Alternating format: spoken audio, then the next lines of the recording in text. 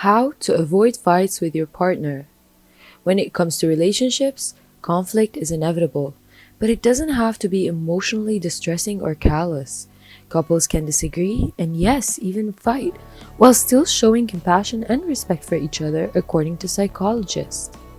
In fact, clinical psychologist Deborah Grody says married couples who don't have any conflict are often the ones who end in divorce. Relationships that can be saved are relationships where the flame has completely gone out or it wasn't there in the first place, she says. When one or both partners are indifferent towards their relationship, they don't care enough to even fight, according to Grody. If you're tired of fighting with your significant other, here are some ways you can halt it before it gets worse. Number 1. Dodge the defensive. It's normal and natural to want to become immediately defensive when a fight erupts. You may feel attacked, wronged, or blamed for something you didn't do. Taking criticism or statements from your partner as personal only adds fuel to the fire. But objectively evaluating the situation is the best course. Did you say or do something causing hurt to them? If so, work to make it right. This could include apologizing, fixing what happened, or just asking how you can make it right. Often, it isn't about you as a person, but what happened. Be receptive to what the other person has to say and internalize it, asking questions if you need to. Number 2. Step away from the situation to cool down. Often during a fight, our thoughts and emotions can become cloudy or irrational. Fighting in this mindset causes more discourse as we typically say things we don't really mean. If the argument becomes too heated, step away for a while and regain your perspective. Allow your mind to cool down by taking a walk or spending some time alone. Usually, you can approach the conflict with a renewed attitude once you clear your head. Number 3. Always fight or argue face to face. In our digital world, we can think before we text, giving us an opportunity to control our conversation. But not everyone reads text and tones the same way, and your partner could be taking what you say completely out of context, paving the way for more fighting. When people fight face to face, body language is clearer and it's easier to pick up on vocal tone. If an argument is especially complex or intense, long, drawn-out text messages are difficult to type out and are best discussed in person. Number 4. Create boundaries for a fight. Fighting becomes out of hand when you attack the person's character instead of the problem itself. Swearing, yelling over each other, and avoiding the real problem can all mount and fight becomes an all-out war. Sit down with your partner and discuss some boundaries for when you fight. For example, one person may speak first in a respectful tone with no yelling or name-calling. These destructive behaviors redirect you from the issue needing attention and create an unsafe space for each other to feel heard and accepted. Number 5. Remember why you're in a relationship.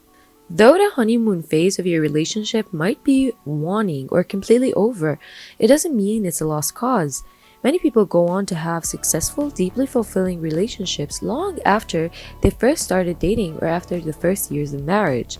This could be because they remembered why they're in the relationship and what they love about their partner. They realize their lives are better with each other than without. Though everyone has their baggage and personal problems, there's good to remember, and this gives the relationship something to fight for. Number 6. Take care of the conflict as soon as possible.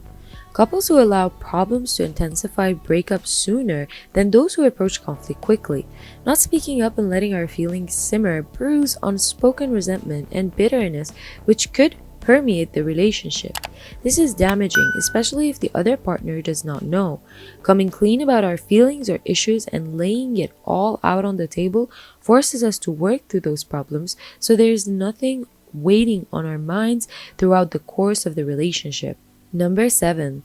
Consider therapy. If the fighting seems too difficult to handle on your own or you're feeling lost, consider couples therapy.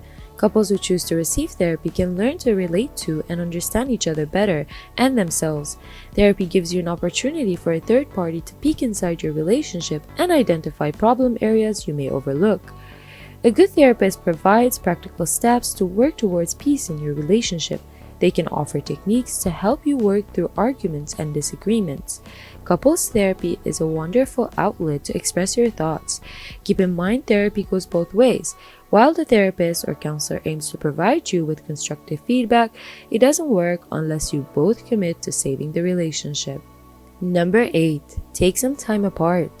The stresses of our lives can trickle into our relationships. While it could be that things outside of your relationships are causing you stress, it's true the relationship itself is just stressful. Think about taking time apart from each other for a time. It could be a weekend alone or with friends, just to enjoy some place or something you love. Be encouraged. At times, couples need to spend time apart. This could be for various reasons, completely individual to the couple. It's not necessarily a sign the relationship is in trouble. Nevertheless, time away provides you with a different perspective on your relationship. If you return believing the relationship is at an end, discuss it with your partner. And finally, number 9. Stop fighting and start enjoying each other. Every couple goes through rough patches, but constant fighting in a relationship is tiring and draining. When you stop fighting, you enjoy your relationship more. Take these steps to your next argument and learn to solve the conflict in a healthy and productive way. Which one of those tips did you enjoy the most? Let us know in the comments.